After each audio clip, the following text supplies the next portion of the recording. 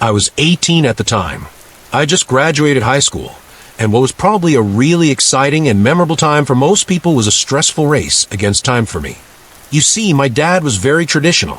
If I were going to be living in his house after high school, even just over the summer between graduation and college, I needed a job. If not, I was freeloading, and he swore with an adamance I certainly didn't care to test that I'd be out on the street if I was unemployed for long. I'd had months of preparation. Hell, years, really. This entire time, I could have been looking. He certainly hadn't waited until now to clue me in on the terms of living with him after high school. But I just wasn't the type to care that much about anything until I was days from a deadline. Finding a job back then wasn't easy. I dyed my hair green, and my nose and lips were pierced, not to mention the gauges and the shitty stick and poke snake on my forearm that my 16-year-old self had afflicted upon me. Case in point, I wasn't getting hired most places, and being that I had about a week at the time left to figure it all out, like usual, I was in a mad scramble to line something up before facing the consequences.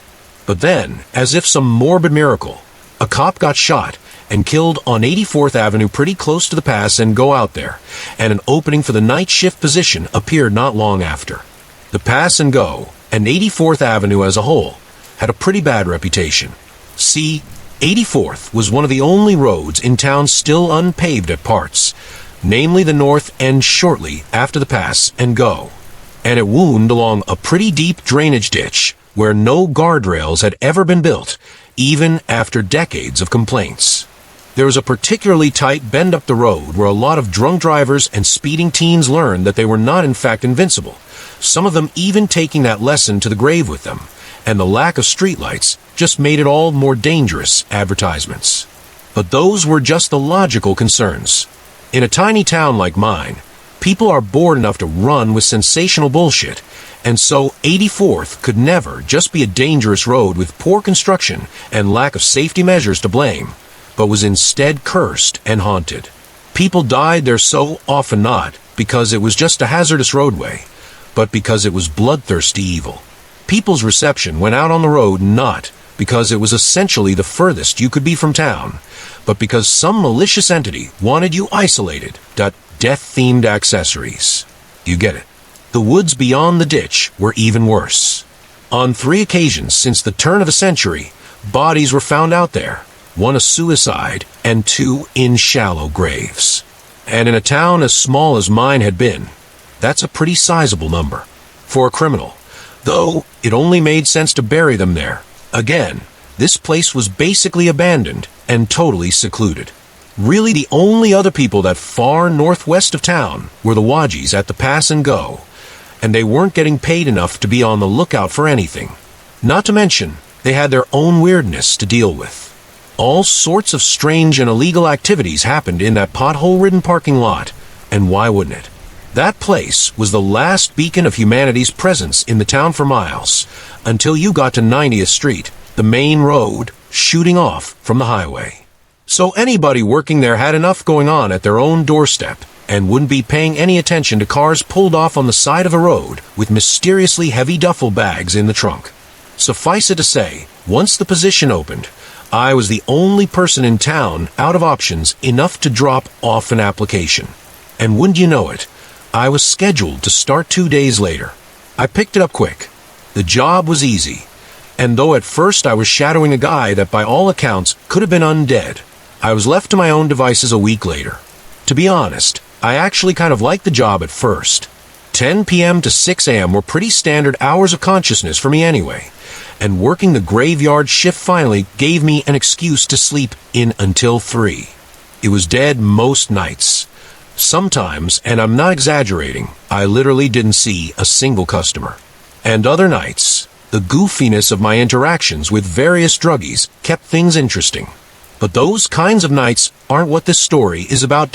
Cemetery-themed art prints. The first time I remember being pretty confused was only 2 weeks after I'd started the job.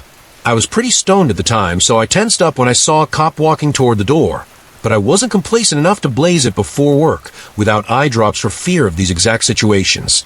Not so much worried about getting arrested, but about what my dad would do to me. I also had a little bit of a heads-up in the form of a faulty open sign in the window. The neon would pretty often flicker or dim for some reason when people were coming up to the door. Really couldn't tell you why it happened, but when I was totally fucking off behind the counter, it was my cue to act natural for a minute. And since a bunch of random bullshit was stacked up on the side of the counter to my left facing the parking lot and the pumps, I couldn't ever see out the windows unless I was actively looking over it. So needless to say, whatever was wrong with that sign certainly wasn't something I was going to try and get fixed when the cop walked in.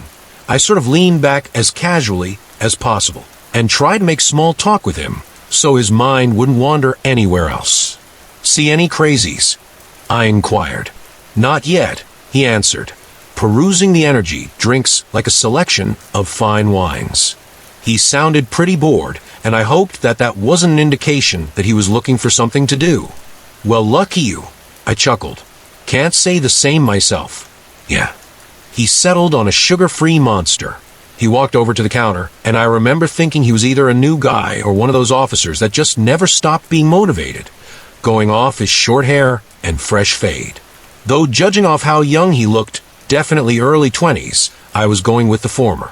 These were the worst types of cops from my experience. They're always looking for a way to stand out to their higher-ups. "Yeah," I continued. "Saw a lady sleeping in a shopping cart out back. Asked her why the shopping cart, and she said she learned from a TV show that you should never sleep on the bare ground. You learn something new every day," I smirked. "That actually happened last week, but who's counting?" Pfft. He actually smiled slightly. "Weirdos, man. Will that be all?" "Yeah. $3.29. He tapped his card on the reader, and while the sale processed, I remember actually feeling slightly concerned for the guy. I wasn't a big fan of cops, but one of them had died around here recently after all, and just talking with this guy face to face sort of humanized him to me.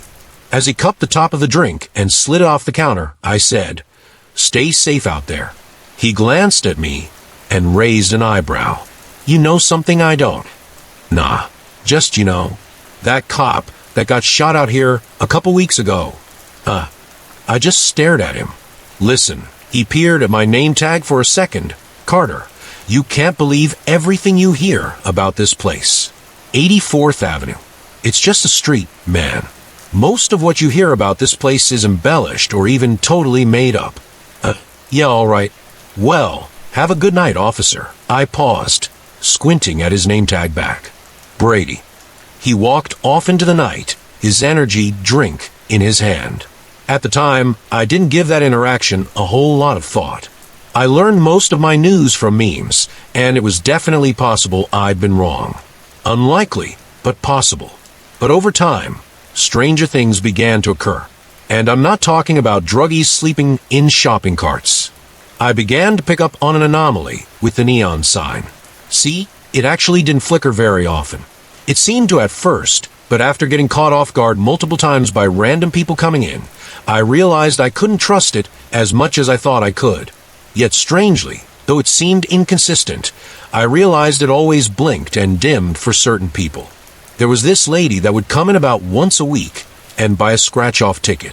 I figured she had to be pretty depressed, cause she was always wearing the same clothes, and was coming to this dingy-ass place with relative frequency. Every time she'd ask for the same ticket, Cash Kaiser, and every time I'd slide it to her, she'd smile at me and say, "Maybe tonight's the night." Even in her voice, I could hear how much she needed a break. But I guess tonight was never the night, cause a week or two later, she'd always be back, always dressed the same, always buying a colorful strip of false hope that things would suddenly change for her. I tried to chat with her the more she came in, but she wasn't keen on giving away details about her life. She was mostly unresponsive, just nodding or giving me one-word answers, and then she'd head out in kind of a hurry. But her clothes weren't the only thing that stayed the same every time. Every single time she came into the pass and go, that sign would flicker. Now, I could have just been reading into things too much. I wondered if the sign was ultimately connected to a wire through the ground maybe, and maybe certain people were stepping over it, and those people just kind of came in the same way every time. I didn't really know. I'm not an electrician, but the sort of Groundhog Day that transpired every time she stopped by really did intrigue me. Then, one night in early July, I had another curious experience. I was listening to some podcast about ayahuasca and contemplating if I'd ever take the plunge when the green flicker of my inconsistent early warning system caught my attention. And when my eyes trailed from the neon sign and over the merchandise on the counter to the pumps out in the dark beyond, I saw a guy pumping gas into his truck, probably in his mid-30s. He had this really gruff look on his face, but I wouldn't have paid it much mind except for the fact someone was with him, a girl about my age. While he was by the pump, she was heading into the store. She had black hair down to about her shoulders and these big brown eyes. Her skin was kind of pale, like she probably didn't get out much, and she wore skinny jeans and a gray top. As soon as I noticed her approaching, I stepped back from the window. I definitely didn't want to creep her out by being seen peeking over the counter through the glass. She came in, and as the chime above the door rang, I couldn't help but glance at her as she beelined to the snacks. She was cute, and I was considering flirting with her at first, but then I glanced over the counter again at the guy in the parking lot, presuming him to be her big brother or dad or something. I didn't want to piss him off, so I decided to keep it casual. She was over by the coolers on the back wall the next time I found her, not looking my direction while she scanned our selection of sports drinks. Then she grabbed a red Gatorade and came walking up to the front. She put the drink in a bag of classic Lays on the counter, and when I noticed it was almost 4 a.m, I couldn't help but inquire, "What's got you out so late?" I was scanning the items with muscle memory, my eyes meeting hers after she glanced at the counter for a second as if considering a response. "Nothing really, big bro." I flicked my eyes to the guy in the parking lot, and at this, her nose wrinkled. "You? No." I thought that was a strange response. "You?" I asked as the total popped up on the screen. "It's gross to have a brother. It's gross to kiss your brother." She smiled flatly, and I didn't want to seem creepy, but I couldn't help but get on the tip of my toes for a second and peek at him again. No doubt the guy was in his 30s, and if I had to be more specific, I'd be leaning more toward late 30s than early. He was wearing boots, jeans, and a blue and brown flannel, and had a 5 o'clock shadow I could see from the store. The more I looked at him, the more weirded out I felt. But then again, none of this was my business, and I didn't want to pry. She definitely didn't seem to be with him against her will. Gotcha, I smiled, but the whole thing felt unignorably off to me as she handed me a 10. "You guys going on a road trip or something?" Something like that. There was this turbulent mix of emotions in her eyes, and while she looked excited, definitely thrilled about something, she also kind of seemed to be longing too. I only got a glimpse of it though, as she unexpectedly asked, "You ever just do something totally crazy? Like overnight?" "I mean, I took a heroic dose of shrooms once on a whim without a trip sitter." I smirked, and she chuckled too, but shook her head. "I didn't mean something like that." She paused. "Anyway, have a good rest of your night." "You too," I remarked, but as she turned and walked away, I felt a steadily increasing urge to say something. To ask her why she was with this guy that looked like he could be her dad. To inquire more about this crazy, overnight thing she was hinting at, or this road trip-esque adventure she was on that had her at this infamous gas station at 4 a.m. But I was just too immature at the time, and selfish. Even feeling like I should probably investigate what was happening, probably pay more attention to what was going on, I also felt like I really couldn't be bothered. I told myself that it wasn't my business, that I shouldn't be nosy, but really, I just didn't want to get involved. Though a moment after she left the store, my curiosity got the better of me again, and I peered over the cigarettes at the truck in the parking lot. She was already inside, and at first, it looked pretty unassuming. It was old, and kind of a faded red, with 2x4s in the back under a blue tarp. All in all, nothing suspicious. But when he got to the turnoff onto 84th, and he took a right, I noticed the passenger side window was broken, like it had been punched out. Something was definitely off. But at the time, my lazy ass just didn't care enough. I couldn't see the girl well this far away, but her being in this older guy's truck with the right window shattered made me feel even stranger about the whole ordeal. Something was definitely off. But at the time, my lazy Ass just didn't care enough. It was mid-July, though, when the veneer of eccentric late-night patrons was shattered forever, and I was forced to see what was really going on. It began with a loud rumbling from the parking lot. I got immediately uncomfortable as some biker douche rolled up, revving his engine like if it were loud enough, I'd give him a discount. Then he climbed off the bike and came stumbling toward the door, the green neon flickering onto him from the window. I could tell just from the counter that he was totally hammered. He could barely even make it inside.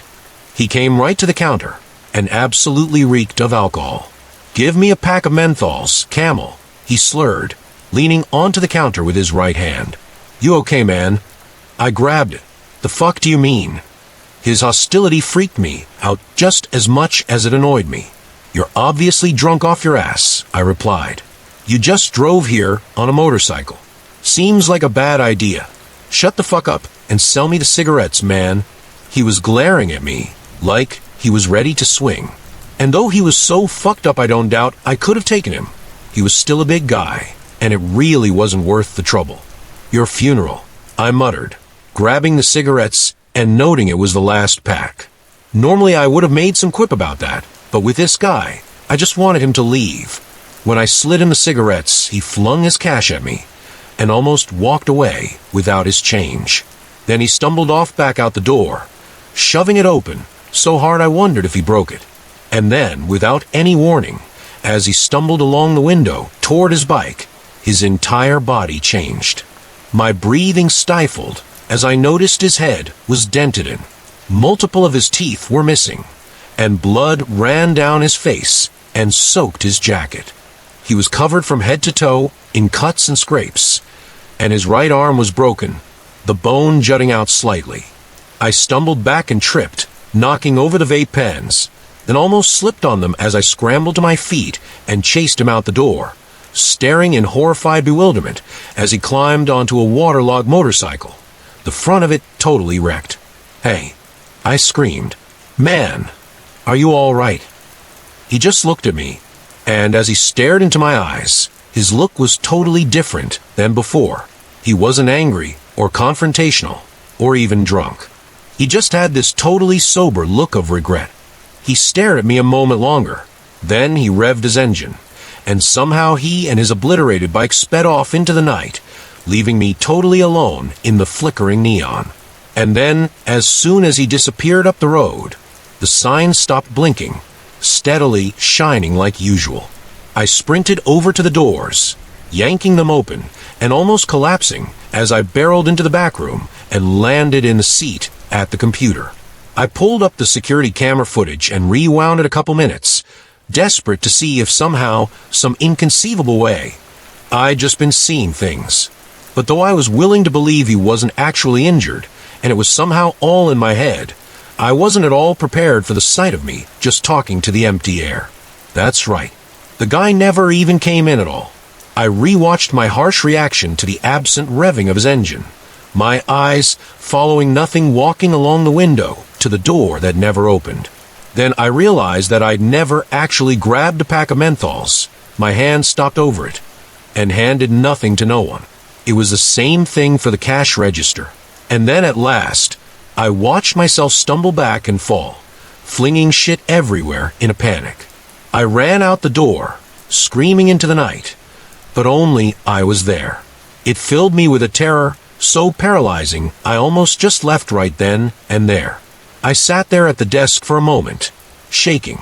Was I hallucinating? I'd heard you can get permanent schizophrenia-like psychosis from psilocybin, but this was the first and only time I'd ever hallucinated when not on the shit.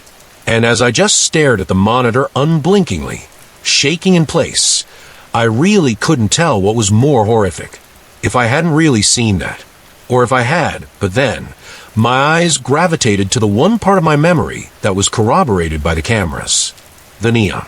It was dim, and as I unpaused the video, I watched it continue to flicker, all the way until my eyes turned to the end of 84th that I could see. And as soon as they did, it shined like normal again. I rewound the footage again, and sure enough, as soon as I began to react to the phantom motorcycle, the sign started flickering. It flickered the whole time, throughout that whole interaction, until the biker was gone. So I wasn't crazy. Something suggested there was more going on than me just losing my shit. But then, what the hell had just happened? I didn't even go back to the front as I began racking my mind for all the other times the sign had flickered. And instantly, I recalled the scratch-off lady. I quickly Googled 84th Avenue deaths, thinking that maybe I could identify some of these people.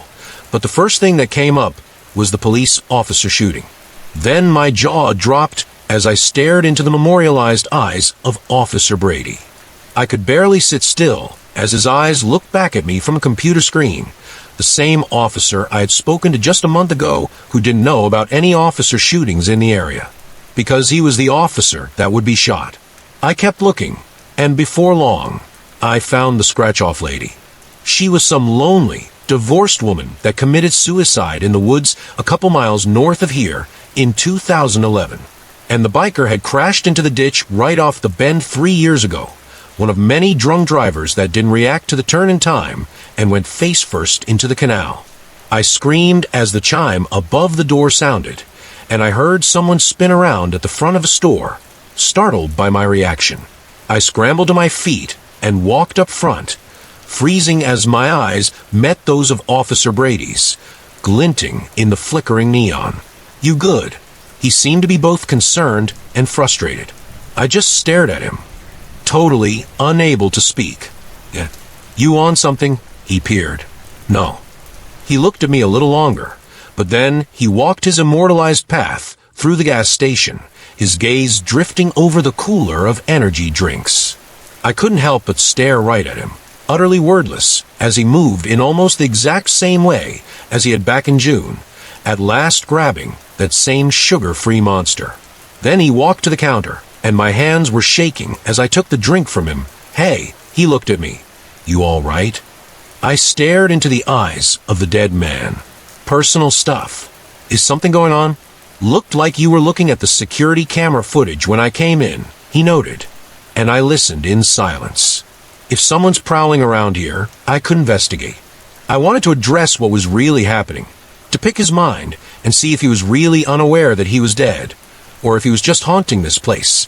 And all of this was an act. Then I began to wonder if maybe this was some kind of time machine, if I could warn him about what was bound to happen to him and prevent him from dying in the first place. But as I recalled the biker's corpse mounting his waterlogged Harley, I came to the conclusion that nothing I said to this visage of the officer was going to save his life. And I further waged, as soon as he walked out that door, he'd be a corpse too. "You there?" He waved his hand in front of my face. "Talk to me, kid. You look like you've seen a ghost." I almost laughed. "Yeah, I'm fine." I slid him his drink. "You gonna tell me the total?" "It's free tonight. On me. Have a good one, Officer Brady." He blinked. He stood there for a moment, as if considering investigating the gas station regardless of my cooperation, trying to get to the bottom of my unusual behavior. And maybe in life, he would have. But his fateful march to the street where his life would be taken from him seemed programmed to resume as he suddenly turned and walked out the door, just like he had the last time back in June, taking his energy drink with him. I followed him outside, standing beneath the fluctuating sign as my eyes fell onto the exit wounds in his back, the red streaks oozing from the holes in his uniform. I felt like I could cry at the sight of it. I walked back inside and had made my mind up to quit then and there. I wrote up a note and left it in the manager's office. Then I locked the place up and left the key under the propane cylinder exchange out front, about to text my morning relief, where the key was when I froze. I remembered the girl with black hair and big brown eyes. The neon sign that I had once thought of as my early warning customer alert, and now understood to be some kind of paranormal detection radar, had flickered with her entrance too, just like it had for the biker and the scratch-off lady and Officer Brady. In that moment, I became weirdly consumed with this desire to know what had happened to her.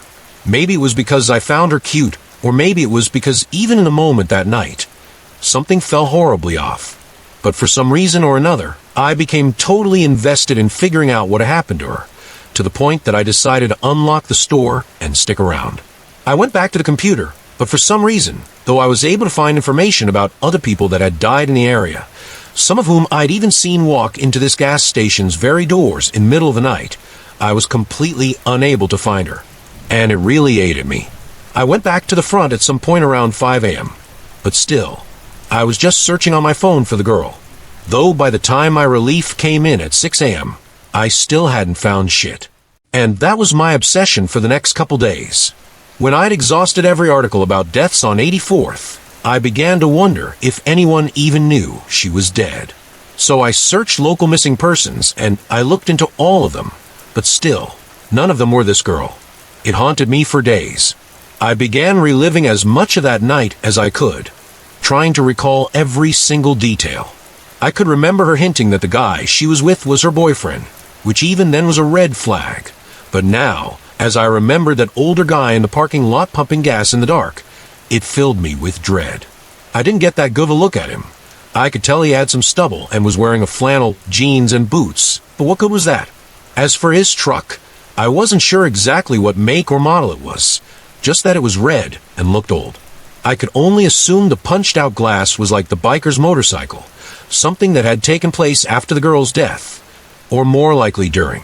Then I remembered her asking me if I had ever done something crazy and overnight. And as I mulled over the words for hours, sitting on the back porch smoking a bowl as the sun set before my shift, I ruminated on all the possibilities such a vague statement could mean. But then, when I remembered her saying she was on something like a road trip, it started to click. The guy she was with, her boyfriend, must have been taking her off somewhere, probably far from her home. Maybe they'd been talking online, probably in secret, 'cause no parent would let their kid date a grown-ass man like that, and she seemed to be about 18 like myself. Maybe he'd driven to where she lived, and this big, crazy, overnight decision she made was climbing into this stranger's vehicle that she'd been tricked into thinking was safe, driving with him for God knows how long, as he took her to God knows where, and then they stopped at the pass and go on 84th Avenue for gas. At first, that part didn't make sense to me. Yeah, this place was a couple miles south of 90th Street, which came right off the highway. But why wouldn't he stop for gas at one of the many gas stations out there closer to the interstate? Though, the more I thought about it, the more I started to piece it together. If this guy really was from out of state and was trying to get her back to his place undetected, it made sense he didn't pull right off the highway to the nearest gas station where cops could be combing through camera footage. Instead, he drove off to the most secluded road in the whole town, 84th Avenue. I started to feel overwhelmed. I had nothing to go off of to narrow my search really, and for all I knew, I'd have to look at missing persons listings for people in every surrounding state, and maybe even farther than that. I mean, it was just impossible. But at last, saying a prayer to whoever was listening, I typed in the vaguest string of clues I had. Missing girl, brown eyes, black hair, red truck.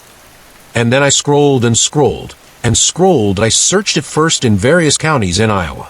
Maybe she was just from a lower part of the state. But when that didn't yield anything, I searched the same sentence with counties in Missouri at the end, and then Kansas, and then Nebraska. And then, after over an hour of looking, my heart skipped a beat. I saw those big brown eyes looking back at me through my cell phone screen. I clicked on the news article, and there, in her missing persons listing, was unmistakably the girl's face, just like the one in the gas station. I immediately read the article, like it was some sort of divine revelation. Her name was Amber Wicker. She would have just turned 18.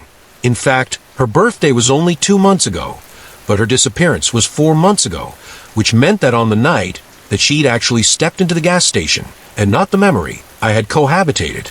She was only 17, making the whole thing even more disturbing to me.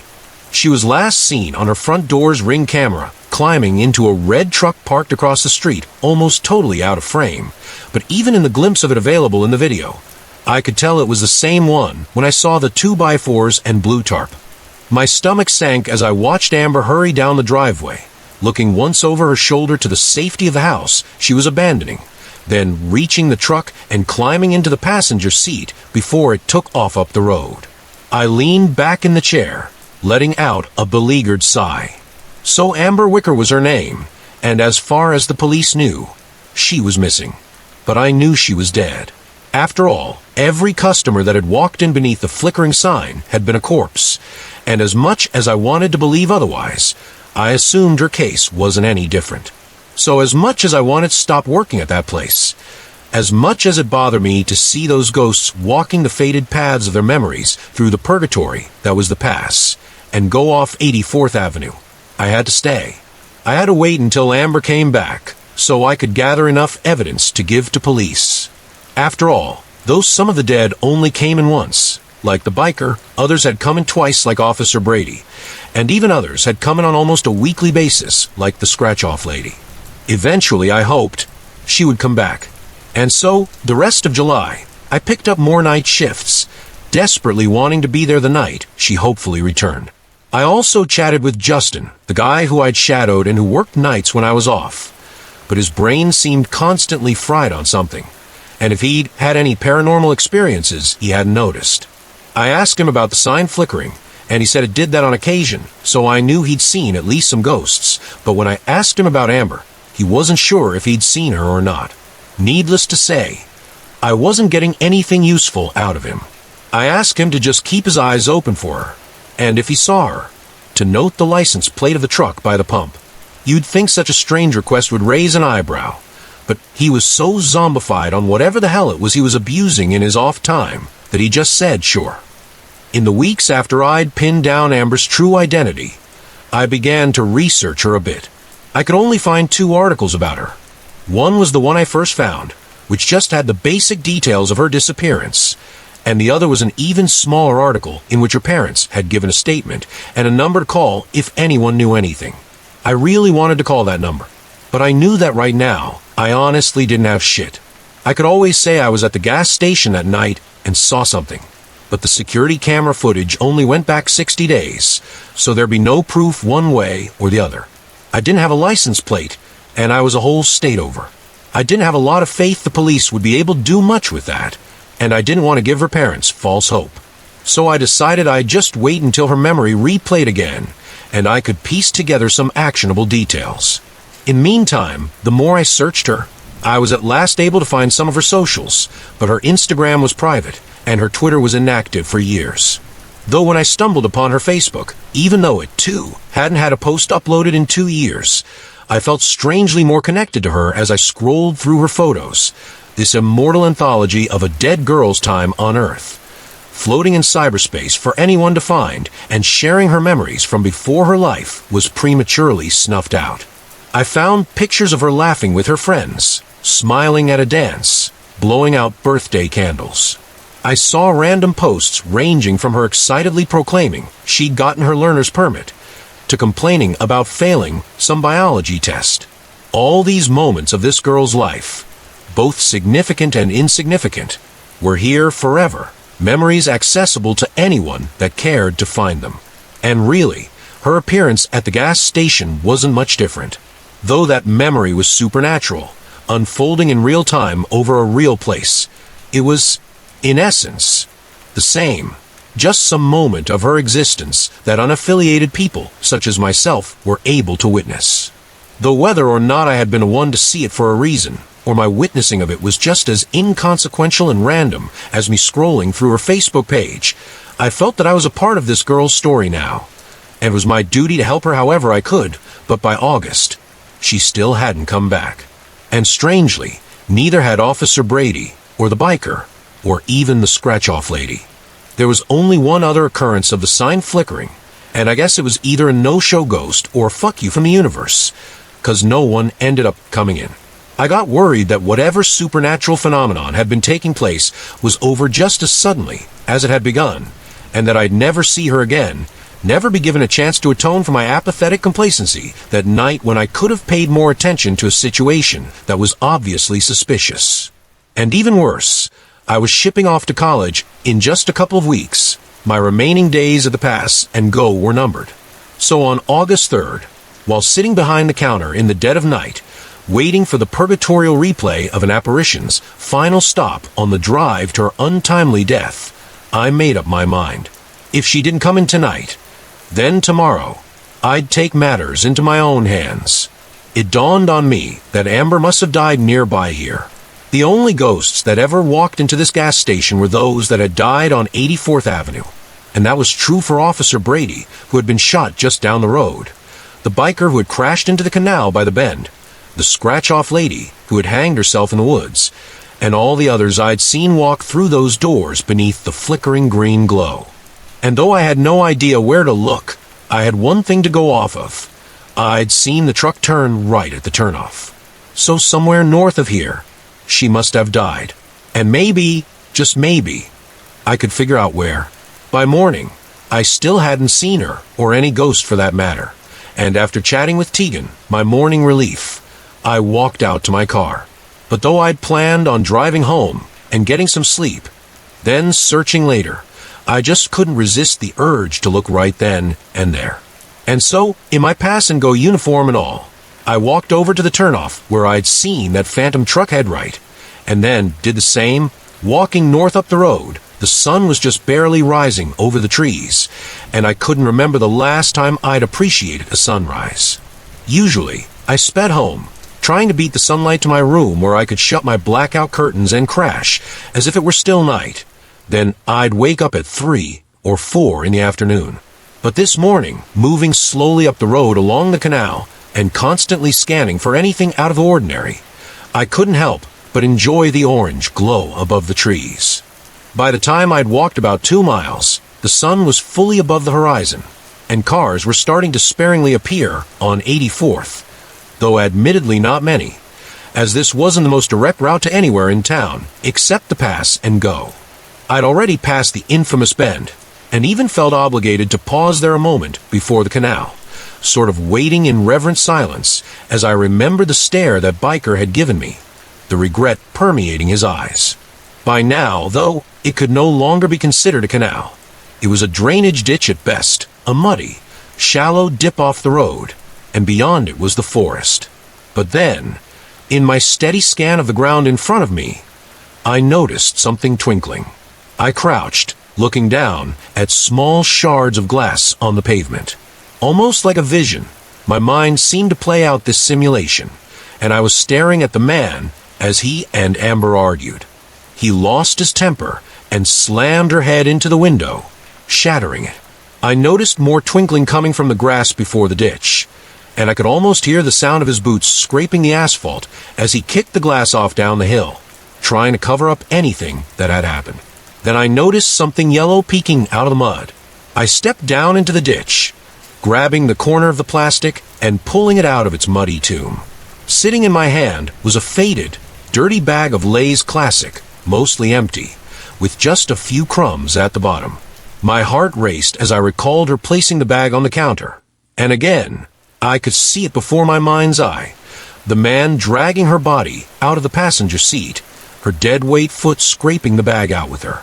He probably didn't even notice in his panic as he dragged her toward the forest, the bag fluttering off down into the ditch below. I walked up the hill on the other side. I stepped into the forest.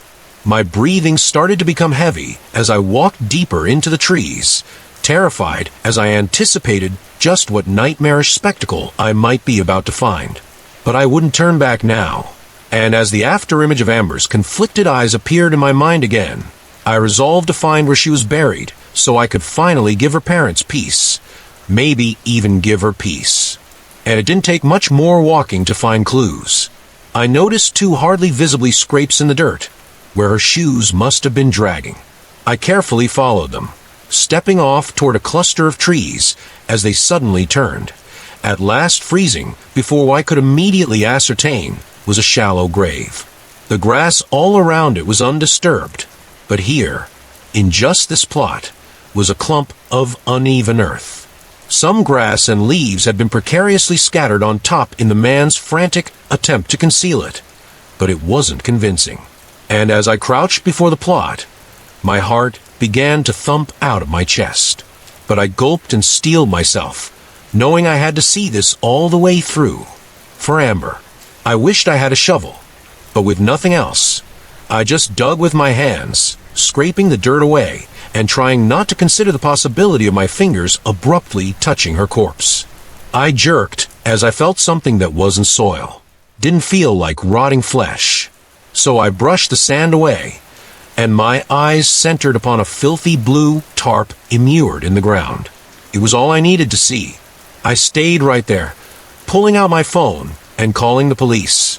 And when they arrived within the hour, I told them I'd gone on a morning walk after getting off the graveyard shift, but noticed the broken glass and trash on the side of the road. They applauded me on my intuition, saying they probably wouldn't have found that suspicious at all. And hell, I certainly wouldn't have either, if I hadn't known the context. From there, I said I walked into the forest out of curiosity, but when I found what looked to be a trail left by dragging feet, I became convinced I'd actually found something serious. And after a little bit of digging where the ground looked abnormal, I'd seen the tarp and assumed the worst. They were kinder than cops had ever been with me as they thanked me, and in just a couple of days, it was confirmed in a news story that wrapped in that tarp and left to rot in the woods off 84th Avenue for the last half a year was none other than the body of Amber Wicker, the girl with black hair and big brown eyes, taking her next big step in life. The last big step she'd ever take. I was glad I had been able to help her family get some closure, and hell, even lead to the arrest of the bastard that killed her, whose DNA was recovered at the scene of the crime. But even still, at the end of the day, none of that would bring her back. I just felt hollow. Finding her body, providing her parents whatever relief they could find, and putting that monster in jail still wouldn't bring that innocent, naive girl back to life. And as I listened to a podcast on the graveyard shift on my last night of work at the Pass and Go, for days before I'd be heading off to college, I found myself constantly distracted thinking about that. But slowly I got my mind off things, paying more attention to the podcast and starting to stare off into space at last, the shift beginning to fly by, until just after 4 in the morning. I gasped as the neon sign flickered. I darted over to the side of the counter and peered over the cigarettes. I'll never be able to describe the feeling in my chest at the sight of that old red truck. And though I felt ice in my veins at the afterimage of Amber's killer pumping gas in the dark, when I found her walking to the front of the store, all that remained in my heart was an overwhelming longing, an inconsolable despair. She walked into the store, the chime on the ceiling ringing as she headed right over to the snacks. I stared at her undamaged body, her clean black hair, her innocent, big brown eyes. I became emotional at the sight of it, trying desperately not to cry. She grabbed the bag of Lay's, then she walked over to the sports drinks, and I leaned against the counter, my chin in my palm as I gazed at this specter retracing the final moments of her life, none the wiser to the horrible demise awaiting her 2 miles away. She grabbed a red Gatorade, then walked over to me, and I felt breathless as she approached, unsure of what I'd even say. "Whoa, you all right?" She looked at me, and I must have been hiding how I felt even worse than I realized. "Yeah, I'm fine," I lied, scanning the items like a robot. I cleared my throat. "What brings you out here this late?" "Nothing really." The total came up on the screen. "Big brother," I limply asked, nudging my head toward the heartless man in the dark. "You. Oh, it's gross to have a brother."